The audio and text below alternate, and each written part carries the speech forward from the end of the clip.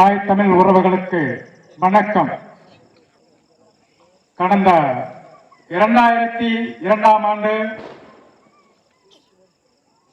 பாதிரியார் ஜெகத் கஸ்தார் என்பவர் ஒரு ஊடகத்தில் பணியாற்றும் பொழுது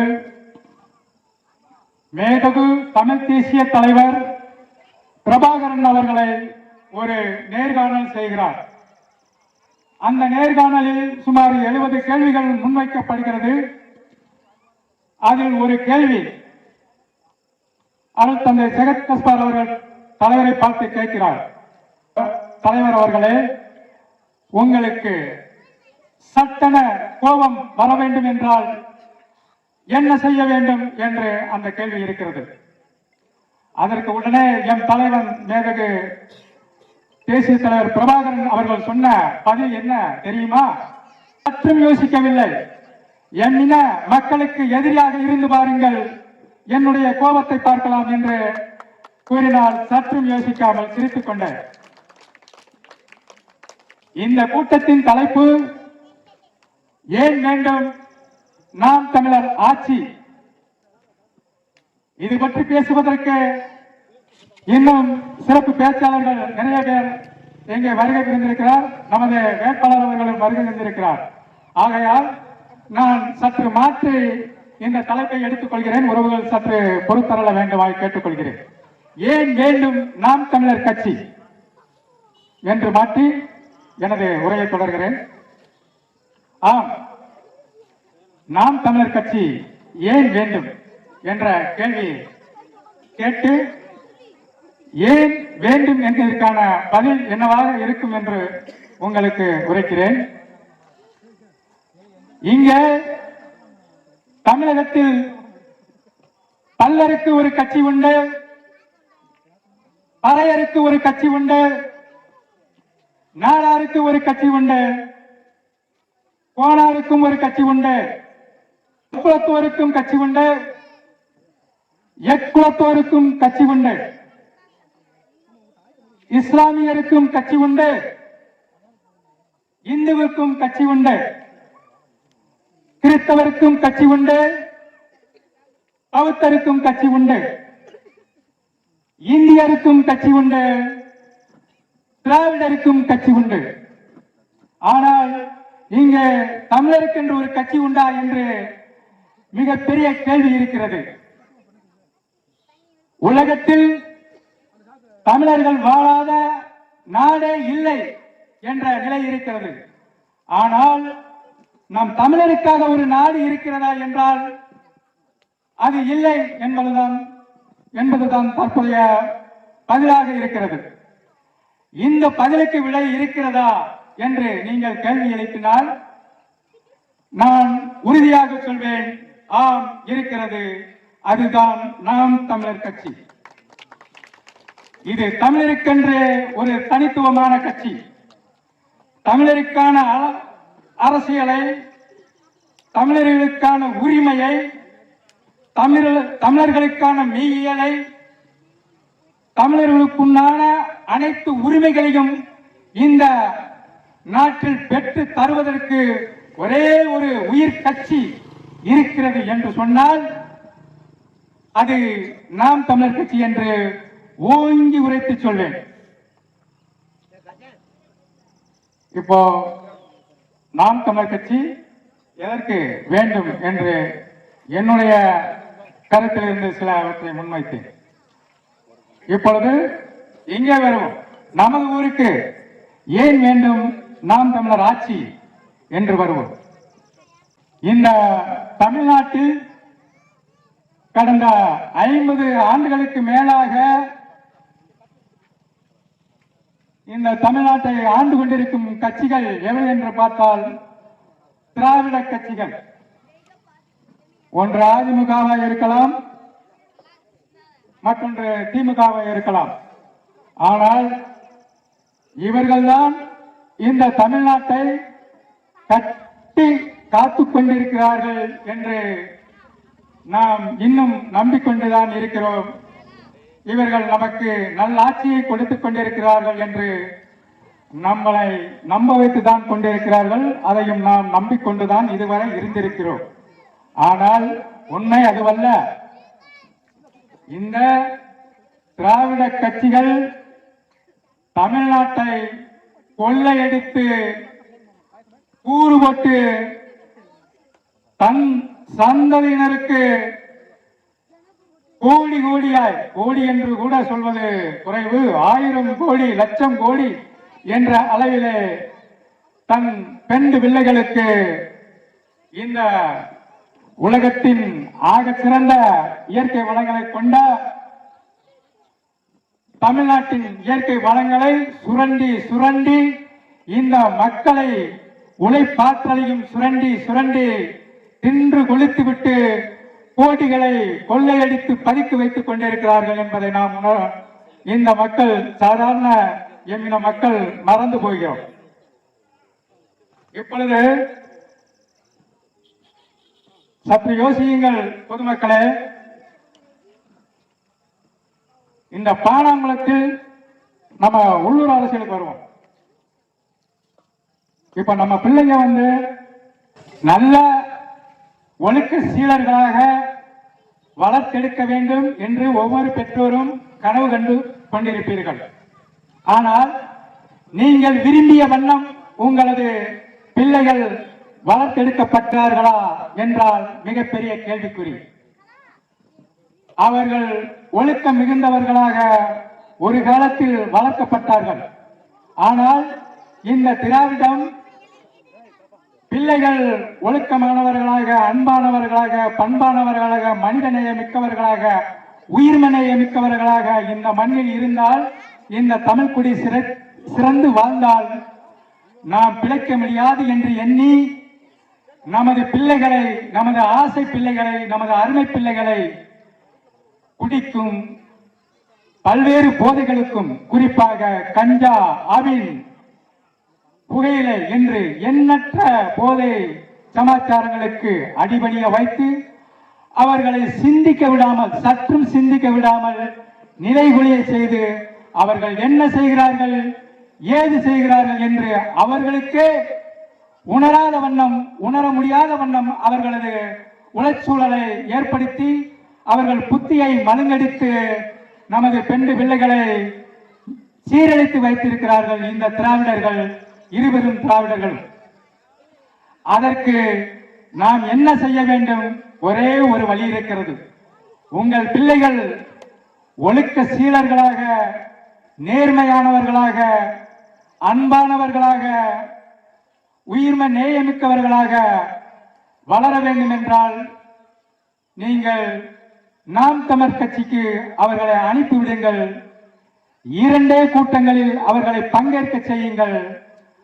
பிறகு பாருங்கள், உங்கள் பிள்ளைகள் உங்களை எப்படி மதிக்கிறார்கள், உங்களை எப்படி போற்றுகிறார்கள், அவர்களுடைய குணம் எப்படி மாறி இருக்கிறது என்பதை நீங்கள் அறிந்து கொள்ளலாம். நான் விளையாட்டிற்கு சொல்லவில்லை உறவுகளே.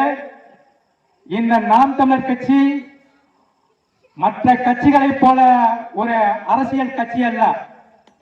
இது இந்த நாட்டை மாற்றி அமைக்க வந்த வரலாற்று புரட்சிதான் இந்த நாம் தமிழர் கட்சி. இந்த கட்சிக்கு நீங்கள் இதுவரை பல்வேறு திராவிட கட்சிகளுக்கு வாக்களித்து வாக்களித்து உங்களது வாக்கின் மதிப்பை உணராமல் நீங்கள் 1000த்திற்கும் 2000த்திற்கும் கம்மலிற்கும் கொலுசிற்கும் பணத்திற்கும் ஆண்கள் மதிவிற்கும் உங்களது வாக்கை விற்று தமது தற்போதைய பசியை தீர்த்துக் கொள்ளுகிறீர்கள். ஆனால் நீங்கள் அடைவது பேரின்பம் அல்ல, அது ஒரு சிற்றின்பம் தான். மிக குறுகிய காலத்தில் அந்த 1000 ரூபாய் 2000 ரூபாய் காணாமல் போய்விடும். உங்கள் கணவர்களிடமிருந்தும் உங்களது ஆண் பிள்ளைகளிடமிருந்தும் அது டாஸ்மாக் என்னும் நிறுவனத்தின் வழியாக அந்த பணம் மறுபடியும் கொடுத்த இடத்திற்கு திரும்பி சென்றுவிடும் அரசுவின் கசானாவிற்கு. ஆகையால் உறவுகளே, இந்த பணத்தை வாங்கிக் கொண்டு வாக்களிக்கும் முறைமையை நீங்கள் ஒதுக்கி தள்ளுங்கள், அருவருப்பு செய்யுங்கள். பணம் வாங்கிக் கொண்டு வாக்களிப்பது மிகப்பெரிய பாவம். அதை மக்கள் அனைவரும் உணர வேண்டும். பணம் அவர்கள் 5000 ரூபாய் ஒரு வாக்குக்கு தருகிறார்கள் என்றால் அவர்கள் உங்களிடமிருந்து அடிக்கின்ற தொகை எவ்வளவு என்று நீங்கள் எண்ணி பார்த்தால் வியந்து போவீர்கள். சுமார் 5 கோடி ரூபாய் அளவிற்கான உங்கள் ஒரு வாக்காளர்களிடமிருந்து அவர்கள் பணத்தை இந்த 5 ஆண்டுகளில் கொள்ளையடித்து சென்றிருப்பார்கள். அதை நீங்கள் உணராமல் வெறும் 500க்கும் 1000த்திற்கும் உங்கள் வாக்கை விற்று உங்கள் வாழ்வை தொலைத்துக் கொண்டிருக்கிறீர்கள். அன்பான என் மக்களே, இந்த மண்ணை காப்பதற்கு, மக்களை காப்பதற்கு மாபெரும் புரட்சியை செய்து கொண்டிருக்கும் செந்தமிழன் சீமான் அவர்களின் நாம் தமிழர் கட்சியில் தங்களை இணைத்துக் கொண்டு உங்கள் பிள்ளைகளையும் பெற்றோர்களையும் இணைத்துக் கொண்டு நாம் தமிழர் கட்சியின் கொள்கைகள் என்னவென்று உணர்ந்தீர்களானால் நீங்கள் நாம் தமிழர் கட்சிக்கு மட்டுமே வாக்கு செலுத்துவீர்கள். ஆம், இந்த திராவிடர்கள் இதுவரை கடந்த 50 ஆண்டுகளுக்காக மேலாக ஆண்டு இந்த தமிழ்நாட்டின் அவர்கள் வைத்துள்ள கடன் தொகை எவ்வளவு தெரியுமா? சுமார் 10 லட்சம் கோடி. 10 லட்சம் கோடி உலக வங்கியிடமிருந்தும் இந்திய வங்கிகளிடமிருந்தும் மற்ற நாடுகளின் வங்கிகளிலும் இருந்து கடனாக பெற்று சுமார் 80 கோடி ரூபாய் அளவிற்காக வட்டியை மட்டும் கட்டிக் கொண்டிருக்கிறார்கள். நம் ஒவ்வொரு குடிமக்கள் மீதும் மிகப்பெரிய கடன் சுமையை சுமத்திக் கொண்டிருக்கிறார்கள். 10 லட்சம் கோடியை வாங்கி உங்களுக்கு மாதம் 1000 ரூபாய், படித்த பெண்களுக்கு 1000 ரூபாய், மகளிருக்கு உரிமை தொகை, முதியோருக்கு உதவித்தொகை என்று கொடுத்துக் கொண்டிருக்கிறார்கள்.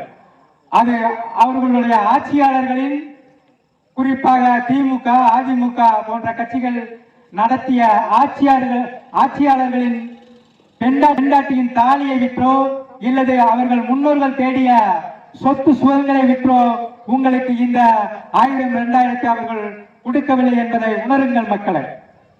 எல்லாம் நமது பணம், நமது பணம். 10 லட்சம் கோடி கடன் இருக்கிறது. நாளைக்கு அவனை தோற்கடித்து விட்டீர்கள் என்றால் 10 லட்சம் கோடியை நம் மீது தலையில் சுமத்தி விட்டு அவர்கள் எங்காவது சென்று அருமையாக பிழைத்துக் கொண்டிருப்பார்கள்.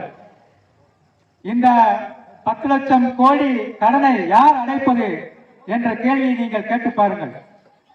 இந்த 10 லட்சம் கோடி எப்படி கடன் வந்தது என்பதை நீங்கள் உணர்ந்து பாருங்கள். இப்பொழுது ஆளுங்கட்சியிலோ எதிர்கட்சியிலோ இருக்கும் சட்டமன்ற உறுப்பினர்கள், அமைச்சர்கள், கட்சியின் மாவட்ட செயலாளர்கள், ஒன்றிய செயலாளர்கள், மாவட்ட கவுன்சிலர்கள், ஒன்றிய கவுன்சிலர்கள், சாதாரண வார்டு கவுன்சிலர்கள், இவர்களெல்லாம் அடித்து வைத்திருக்கிற கொள்ளைதான் அந்த 10 லட்சம் ரூபாய் கடனாக நம் தலையில் வந்து விடிந்திருக்கிறது என்பதை மக்கள் உணர வேண்டும். ஆகையால் மக்களே, இந்த பாடாங்குளத்தில் எண்ணற்ற பிரச்சனைகள். இப்பொழுது நமது அண்ணன் கரிகால பாண்டியன் அவர்கள் உங்கள் ஊரில், நமது ஊரில் வாக்கு சேகரிக்க சென்றிருந்தார். உள்ளே தெருவில் நடக்க முடியவில்லை. இந்த பஞ்சாயத்து அலுவலகம் அதிகாரிகள் செயல்படுகிறார்களா, பஞ்சாயத்து நிர்வாகமும் ஒன்றிய நிர்வாகம் செயல்படுகிறதா என்ற மிகப்பெரிய கேள்வி எழுப்ப வேண்டியிருக்கு. ஏனால் தெருவிற்குள் காலனி இல்லாமல் நடக்க முடியவில்லை. குண்டும் குழியுமாக இருக்கிறது, வாரிகால் வசதிகள் இல்லை, அங்கங்கே குப்பை கூலங்கள் மண்டி கிடக்கின்றது. உங்களது தண்ணீர் தொட்டியின் அருகிலும் அந்த மகளிர் மன்ற கட்டிடத்திற்கு அருகிலும் உள்ள இடங்களை பார்க்கின்ற பொழுது அது உங்கள் ஊருக்கே ஒரு அவமான சின்னமாக இருக்கிறது. அது மழை வரும் காலங்களில் மிகப்பெரிய நோய் தொற்றை ஏற்படுத்தும் என்பதை நீங்கள் தெரிந்து கொள்ள வேண்டும். அந்த இடத்தை சுற்றி அதை தூய்மைப்படுத்தி அதுக்குண்டான பணிகளை இதுவரை நீங்கள் முயற்சி எடுத்திருக்கிறீர்களா என்று தெரியவில்லை. தம்பி மணிகண்டன் நம்மிடம் அந்த குறைகளை தீர்த்து சொல்லி இருக்கிறார். ஆகையால் நாம் அந்த குறைகளையும் மின்விளக்கு போன்ற இந்த பாருங்க, இந்த மேடைக்கு முன்பாக பல மின்விளக்குகள் எரியவில்லை. இது போன்று பள்ளியில் குழந்தைகளுக்கு தண்ணீர் குறைவாக இருக்கிறது. இப்படி பல்வேறு பிரச்சனைகள் இன்னும் சொல்ல வேண்டும், நேரம் பத்தாது. ஆகையால் சுருக்கமாக சொல்லி முடிக்கிறேன். இப்படி பல்வேறு பிரச்சனைகள் உங்கள் ஊரில் இருக்கிறது. இந்த அடிப்படை பிரச்சனைகள் எல்லாம் தீர்க்க வேண்டும் என்றால் நீங்கள் அதிமுக திமுக மாறி மாறி வாக்களிக்கும் எண்ணத்தை கைவிட்டு புதிதாக உங்களுக்காகவே உழைக்க ஓடோடி வருகிறதை காத்திருக்கும் எமது அன்பு அண்ணன் கரிகால பாண்டியன் அவர்களுக்கு நமது திருவில்லிபுத்தூர் தொகுதியின் சட்டமன்ற வேட்பாளராக அன்பு அண்ணன் சீமான் அவர்கள் அறிவித்திருக்கிறார்கள். அவர்கள் நமது அண்ணன் கரிகால பாண்டியன் ஆக சிறந்த கள போராளி. இதற்கு முன்பாக சமுதாய ரீதியில் பல்வேறு சிக்கல்களை தீர்ப்பதற்காக களம் கண்டிருக்கிறார். அவர் திருவில்லிபுத்தூர் சட்டமன்ற தொகுதியில் ஒரு வேட்பாளராக தேர்ந்தெடுக்கும் பட்சத்தில் இந்த தமிழ்நாட்டில் ஒரு சட்டமன்ற உறுப்பினர் எப்படி இருக்க வேண்டும் என்பதற்கு முன் மாதிரியாக எங்களது வேட்பாளர் கரிகால பாண்டியன் அவர்கள் செயல்படுவார் என்பதை உங்களுக்கு தெரிவிக்கிறேன். இது போக ஒரு சிறிய தகவலை மட்டும் சொல்லி உங்களிடமிருந்து நான் விடைபெறுகிறேன். நான் கடந்த 9 ஆண்டு காலமாக நாம் தமிழர் கட்சியில் பயணித்துக் கொண்டிருக்கிறேன். ஆனால் எங்கள் ஊரில் பல்வேறு நலத்திட்டங்களை முதலமைச்சரின் தனிப்பிரிவில் புகார் செய்து சுமார் 25-30 புகார்கள் நிர்வாகத்திடம் அளித்து அதற்கு ஒரு 10 எண்ணிக்கை வரையிலான தீர்வுகளை கண்டிருக்கிறோம். குறிப்பாக பாட்டக்குளத்தின் அருகில் உள்ள மின் மாற்றி டிரான்ஸ்பார்மர் என்று சொல்வீர்கள், அந்த மின்மாற்றி நமது ஊரில் இருந்து கம்மாய்க்கு செல்ல கலிங்கனுக்கு பக்கத்தில் உள்ள மின்மாற்றி, நமது ஊரில் இருந்து பாடாங்குளத்திலிருந்து நாச்சியார்புரம் செல்லும் சாலை மற்றும் எங்கள் ஊர் கிணற்றில் மேல் ஒரு குப்பை குளம் சிறுவர்கள் விழுந்து விடாமல் இருப்பதற்கான உண்டான இரும்பு வலை, எங்கள் ஊர் மேல்நிலை தொட்டியின் தண்ணீர் கசிவை தடுத்து நிறுத்தி பராமரிப்பு பணிகள் செய்ய வலியுறுத்தி அதை பராமரிப்பு பணி செய்தது. எங்கள் ஊரில் கீழூரில் ஒரு மின் கம்பத்தை பழுதான மின் கம்பத்தை நிறுவியது. எங்கள் ஊரில் திருமண மண்டபத்தில் மேல் சமையலறை கூடம் நிறுவ கேட்டிருப்பது. எங்கள் ஊரில் உயர் கோபுர மின்விளக்கு சரிப்படுத்த சொல்லி புகார் அளித்திருப்பது. இப்படி எண்ணற்ற விஷயங்களை நாங்கள் வெளியில் தெரியாமல் செய்து கொண்டுதான் இருக்கிறோம். இதை ஏன் சொல்லுகிறேன் என்றால், இது போன்று உங்கள் ஊரிலும் தம்பி மணிகண்டன் அவர்கள் பல்வேறு முயற்சிகளை செய்து கொண்டிருக்கிறார். குறிப்பாக அவர் இயற்கை ஆர்வலராக இருப்பது நமக்கு பெரிய வியப்பை தருகிறது. அந்த மணிகண்டனின் பெற்றோருக்கு, அவருடைய தந்தைக்கும் தாய்க்கும் அவருடைய சகோதர சகோதரிகளுக்கும் எனது அன்பான பாராட்டுகளையும் நன்றிகளையும் தெரிவித்துக் கொள்கிறேன். ஒரு அடக்கமான, ஒரு அறிவார்ந்த, ஒரு பல்நோக்கு சிந்தனையுள்ள, இயற்கையின் மீது பற்று கொண்ட, சுற்றுச்சூழலை நேசிக்கின்ற, நம்மாழ்வாரின் சிந்தனையை ஏற்றுக்கொண்ட, தமிழ் தேசிய சிந்தனையை தோண்டி தோண்டி தோண்டி ஆய்ந்து கொண்டிருக்கிற என் தம்பியை பார்த்தால் இந்த கிராமத்தில் இப்படி ஒரு தம்பியா என்று வியப்பேற்படுத்தும் அளவுக்கு அந்த தம்பியின் செயல்பாடுகள் இருக்கிறது.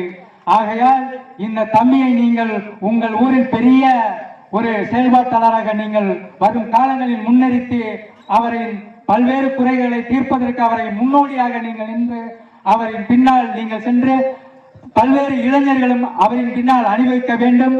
அவர் பஞ்சாயத்து தேர்தலில் போட்டியிட்டாலும் அவருக்கு உங்கள் ஆதரவை தந்து அவரை பெரிய ஒரு நல்ல நிலைமைக்கு அவர்களை நீங்கள் கைதூக்கி விட்டீர்கள் என்றால் அவரும் அவர் கூட இருக்கும் ஐயனார் என்ற தம்பியும் மற்றும் தம்பி மதியராஜ் மற்றும் கர்ணன், இது போன்ற இன்னும் சில தம்பிகள் பேரு எனக்கு சரியா ஞாபகம் இல்ல. எல்லா தம்பிகளும் நாம் தமிழர் கட்சியில் இங்க உறுப்பினராக இருக்கும் ஒரு 20-25 தம்பிகள் அனைவருக்கும் எனது புரட்சிகரமான வாழ்த்துக்களையும் வணக்கையும் தெரிவித்துக் கொண்டு, இந்த பானாங்குளம் ஊர் பொதுமக்கள் இந்த எங்களது பொன்னான மணிகண்டன் பின்னால் அணிவகுத்து நிற்கும் இந்த தம்பிகளின் பின்னால் நீங்களும் அணிவகுத்து சென்ற அரசியல் அமைத்தீர்கள் என்றால் உங்களது கிராமம் ஓங்கி செழித்திருக்கும் என்று உளமாற கூறி விடைபெறுகிறேன். நன்றி, வணக்கம். நாம் தமிழர், தமிழ்தாய் வாழ்க, தலைவர் பிரபாகரன் வாழ்க, வாழ்க.